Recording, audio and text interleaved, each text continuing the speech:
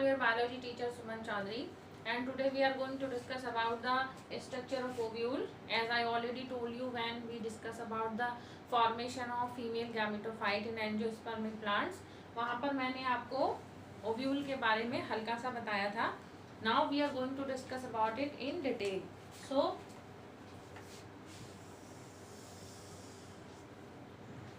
as you know,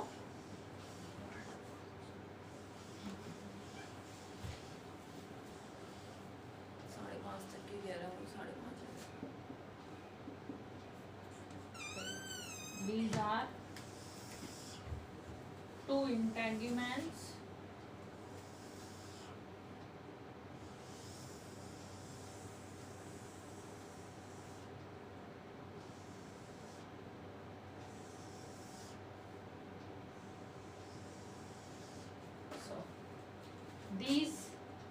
these are three antipodal cells. Antipodal cells, हमेशा याद रखिएगा कि जो हमारी एंटीपोडल सेल्स हैं ये हमेशा चेलाजा की तरफ होती हैं. ये वाला जो पोर्शन है हमारा इसको हम कहते हैं चेलेजा. और एंटीपोडल सेल्स हमेशा चेलेजर एंड की तरफ होंगी, क्योंकि बच्चे इसमें बहुत कंफ्यूज होते हैं कि एंटीपोडल सेल किस तरफ होती हैं एंड एगैप्रेटस किस तरफ होता है. तो हमारी ये हिंट है कि यहाँ पर जिधर चेलेजर एंड है उधर ही हमारी एंटीपोडल सेल्स होंगी. ये बीच में सेंट्रल सेल्स हैं, सेंट्रल सेल, बीच वाली हमारी एग सेल है and two are synergids. These two are synergids and synergids have filiform apparatus. जब फर्टिलाइजेशन होगा तो ये हमारा जो पॉलन ट्यूब एंटर करेगा इनसाइड द ओव्यूल वो उसको रास्ता बताने के लिए है. और हमारा जो एग एपरेटस है और सिनर्जिड्स है ये हमेशा होता है माइक्रोपाइलर एंड की तरफ, माइक्रोपाइल. इसको याद करने की एक हिंट है CM, C for chalaza, M for micropylar. हमारा जो चेलाजल एंड है उसकी तरफ हमारी एंटीपोडल सेल्स है और हमारा जो माइक्रोपाइलर एंड है उस तरफ हमारा एग और टू सिनर्जिड्स है. अब हम बात करते हैं इनके अंदर जो नंबर ऑफ क्रोमोसोम है वो कैसे हैं. ये जितनी भी सेल्स हैं they all are n in chromosome number, मतलब हैप्लॉइड हैं only except of central cell. Because आपको याद होगा जब मैंने फीमेल गैमेटोफाइट बताया था उस समय पर मैंने आपको कंडीशन बताई थी 7 सेल एंड 8 न्यूक्लियाई. जो 2 सेल्स थी पोलर न्यूक्लियाई की वो यहाँ पर आकर फ्यूज्ड हो गई थी और सेंट्रल सेल की फॉर्मेशन करी थी जिसमें क्रोमोसोम नंबर होता है 2n. सिर्फ और सिर्फ हमारी एक सेंट्रल सेल ही ऐसी है जिसके अंदर की नंबर ऑफ क्रोमोसोम 2n है, यानी कि डिप्लॉयड है. Except this, all are haploid in chromosome number. These are integuments. ये जो प्रोटेक्टिव लेयर होती है ये हमारे ओव्यूल की जो इस तरह से मैंने बनाई है, these are called integuments. They are 2 in number in angiospermic plants. This one is outer and this one is inner. This is called nucellus. Nucellus is the nutritive layer for the developing embryo or developing ovule. यानी कि जब हमने male gametophyte पढ़ाया था मैंने आपको वहाँ पे 4 सेल्स पढ़ाई थी जिसमें आपकी जो न्यूट्रिटिव लेयर थी उसका नाम था tapetum. But in case of ovule और female gametophyte the name of nutritive layer is nucellus. And this is very important question, ये एग्जाम में ऑब्जेक्टिव की तरह से पूछा जा सकता है, सो इस पर ध्यान दीजिएगा. दिस इज फ्यूनिकल, जिसको हम स्टॉक भी कहते हैं, and this is our hilum. Hilum is the opening from where the जो हमारा ओव्यूल है ये ओवरी से कनेक्ट होता है, वो जगह है फ्यूनिकल. और इसके थोड़ा सा ऊपर आएंगे जहाँ पे इंटेग्यूमेंट और फ्यूनिकल आपस में अटैच होते हैं, उस जगह को हम कहते हैं हाइलम. इसके अंदर ये जो स्ट्रक्चर मैंने बनाई इसको कहते हैं रेफी. ये सपोर्ट के लिए है। सो इस तरह से अगर हम देखें हमारे एंजियोस्पर्मिक ओव्यूल के स्ट्रक्चर को, तो ये बीच में हमारा एक ओव्यूल है जिसमें कि हमारी 7 सेल्स हैं। 3 are antipodal cells, 1 is egg cell, 2 are synergids and 1 is central cell. Only central cell have 2n number of chromosome, means diploid in number. Except of this, all cells are haploid in chromosome number. This is chalazal end, this is microphylar end. Chalazal end और microphylar end हमेशा एक दूसरे के opposite होते हैं, क्योंकि different types of ovules होते हैं, जिसमें कि according to the micropylar end और चैलेंजल एंड जो हमारी शेप है ओव्यूल की वो बदलती रहती है, और उसके बेस पर हमारा जो टाइप ऑफ ओव्यूल है वो भी चेंज हो जाता है। तो ये हमेशा एक दूसरे के अपोजिट एंड पर होते हैं। और जो हमारा माइक्रोपाइलर है इसकी साइड पे सिनर्जिड्स और एग सेल होती है, और इसके जस्ट अपोजिट हमारी एंटीपोडल सेल्स होती हैं। So this is the structure of ovule of angiospermic plant. आगे हम बात करेंगे, अगला जो टॉपिक है हमारा that is pollen pistol interaction. अब आपके पास हमारे ओव्यूल का स्ट्रक्चर है कि किस तरह से पॉलन ट्यूब जर्मिनेट होगी और किस तरह से वो अंदर की तरफ एंटर करेगी।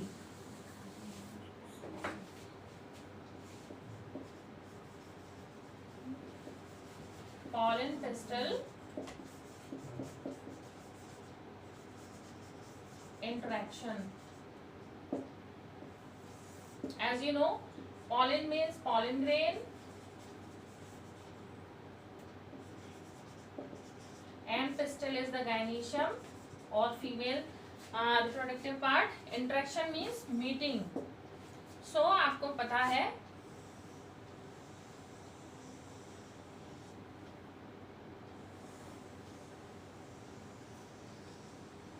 क्या बनाया है मैंने, ये मैंने बनाया फीमेल रिप्रोडक्टिव पार्ट। अब जब हमारे कंपैटिबल पॉलन ग्रेन्स, कंपैटिबल मैंने यहाँ क्यों यूज किया, क्योंकि इन cross pollination different types of species pollen grains are come on the stigma. This part is known as stigma. ये हमारा स्टिग्मा है। जो pollen grains सेम स्पीसीज के नहीं हैं और we can say they are not compatible, they are incompatible, they will not germinate on the stigma of the particular species flower. तो यानी हमारे जो pollen grains हैं वो सेम स्पीसीज का होना उनका बहुत जरूरी है। अब क्या होता है, हमारे pollen ट्यूब से जब pollen grain से pollen ट्यूब जर्मिनेट होती है तो यहाँ पर एक आयन की जरूरत होती है, और उस आयन का नाम है बोरोन आयन। बोरोन आयन आपको पता है, हमारा जो पॉलन ग्रेन है इसकी आउटर मोस्ट लेयर होती है स्पोरोपोलिन, जो कि बहुत हार्ड एक ऑर्गेनिक सबस्टेंस है और उसको ब्रेक कर पाना इतना आसान नहीं है। अब बोरोन आयन यहाँ से रिलीज होगा और इस पॉलन ग्रेन से पॉलन ट्यूब की जर्मिनेशन होगी, और इस पॉलन ट्यूब की ग्रोथ के लिए जैसे ही बोरोन आयन रिलीज होता है यहाँ पर एक एंजाइम की रिलीजिंग स्टार्ट होती है, and that name is known as pectinase. Pectinase enzyme.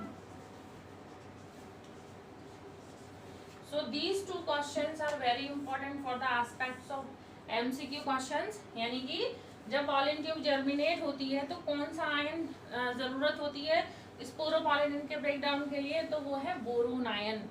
जैसे ही बोरोन आयन रिलीज होता है उसके तुरंत बाद ही पैक्टिनेज एंजाइम रिलीज होता है, who is helping in the growth of pollen tube. This is style and this is ovary, and you no inside the ovary ovule is present. अभी थोड़ी देर पहले मैंने आपको उसका स्ट्रक्चर बताया था। अब जैसे ही हमारी पॉलन ट्यूब नीचे की तरफ को ग्रोथ करेगी, थोड़ा सा हम समझते हैं। मैंने आपको पॉलन ग्रेन का जब स्ट्रक्चर बताया था तो उसके अंदर मैंने आपको 2 सेल्स बताए थे, एक बताई थी vegetative cell, and inside the vegetative cell cytoplasm the generative cell is floating, यानी कि जो हमारी वेजिटेटिव सेल थी उसके ही साइटोप्लाज्म में एक जनरेटिव सेल फ्लोट कर रही थी। और मैंने तब ये भी बताया था कि during the fertilization this generative cell will undergo the mitotic cell division.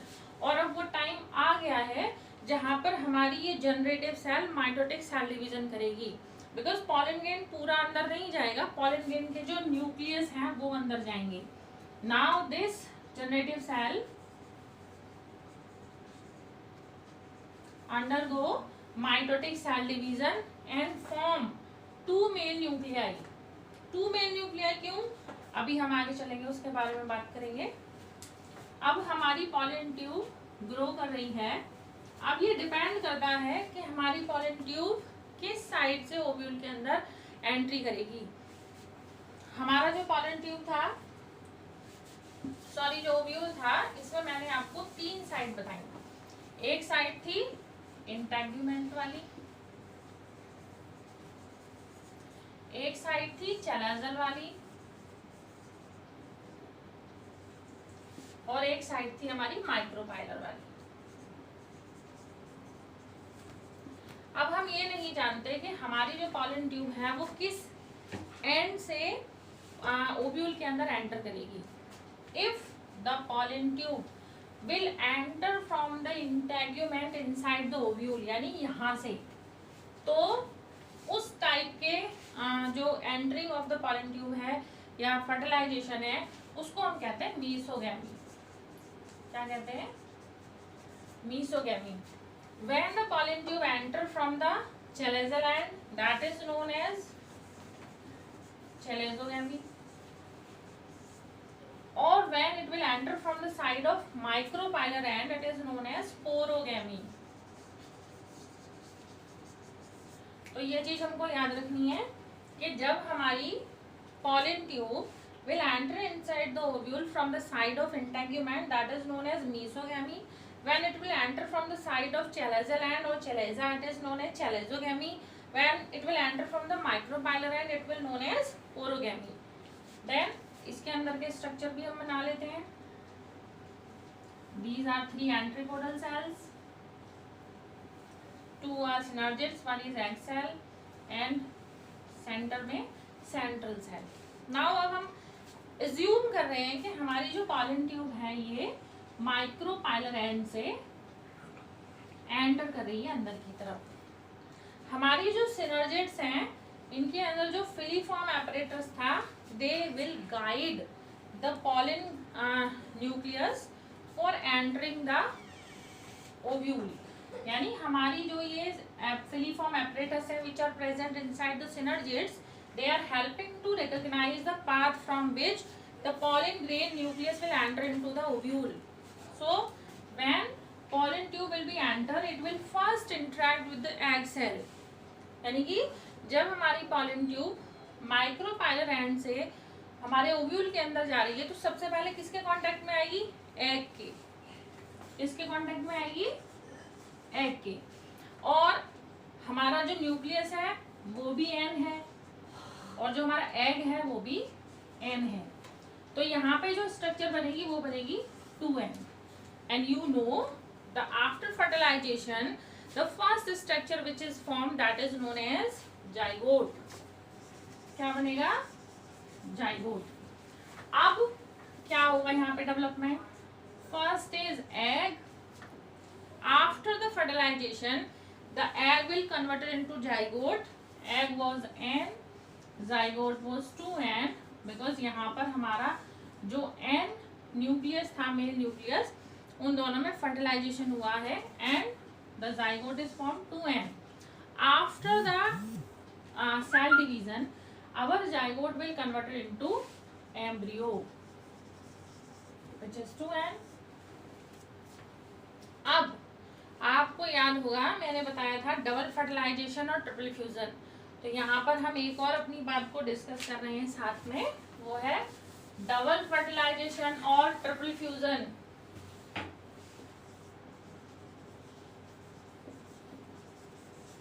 Double fertilisation और ट्रिपल फ्यूजन। अब वो बात क्या है यहाँ पे हमको वो समझ में आएगी। डबल फर्टिलाइजेशन का मतलब एंजियोस्पर्मिक प्लांट्स में 2 बार फर्टिलाइजेशन होता है। That's why this term is known as double fertilization. Means the meeting of 2 male nuclei with the twice with the different cells. That's why it is known as double fertilization. अब triple fusion क्यों कह रहे हैं वो बात अभी clear हो जाएगी। तो हमारा जो ये 2 मेल न्यूक्लियाई थे ये यहाँ से चल के यहाँ आ चुके हैं। अब एक ने तो एग के साथ फर्टिलाइजेशन किया है and one more is going to the central cell and fertilize with this structure.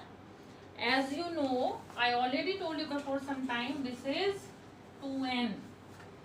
जब ये already 2n and n is the number of mail nucleus, यानी जो हमारा मेल न्यूक्लियस अंदर आया है उसके अंदर नंबर ऑफ क्रोमोसोम है n, विच इज हैप्लॉइड। अब ये दोनों मिलके बना देंगे 3n structure and 3n structure is known as endosperm.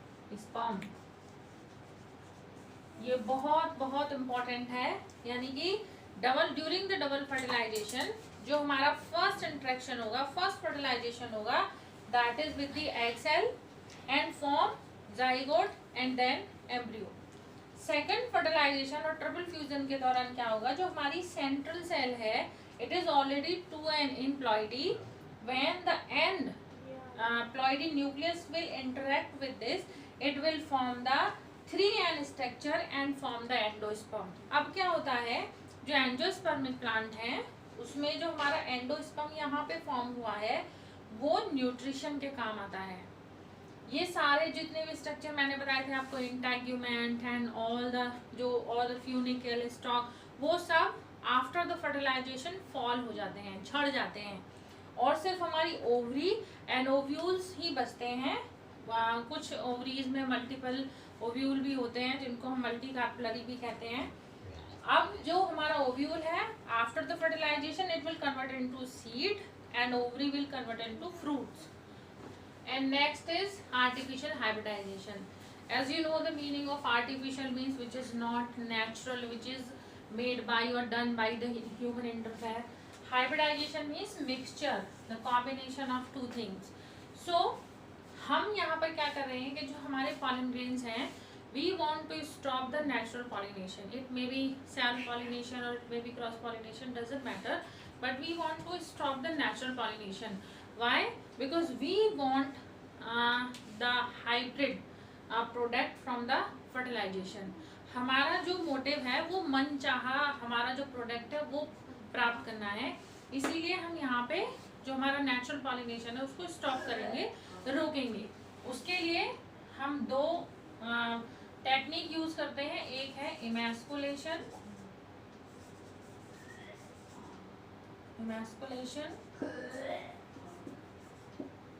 और दूसरा है bagging.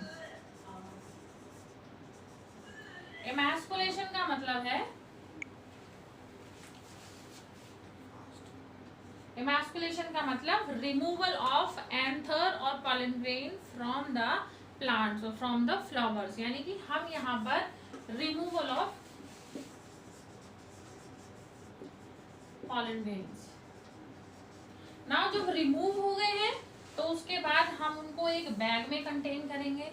We will contain into the bag, that is called bagging, because we want to stop the natural pollination. That's why हम ये 2 टेक्निक करेंगे और इन pollen grains को ले जाकर जो बैगिंग में हो चुके हैं उनको अपनी मनचाही स्टिग्मा पर जाकर उनको छिड़क देंगे और उनको डाल देंगे, जिससे क्या होगा कि हमारा जो स्टिग्मा है वो भी हमारी चॉइस का है और जो हमारे पॉलन ग्रेन्स हैं वो भी हमारी चॉइस के हैं।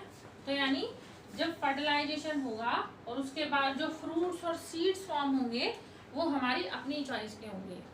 तो इसीलिए इसको हम इस प्रोसेस को कहते हैं artificial hybridization. So it's all about today lecture. We have discuss about the structure of ovule, then we will discuss about the pollen pistil interaction, then we will discuss about the artificial hybridization. I hope you all will understand. I try my level best to make you understand everything. Thank you so much.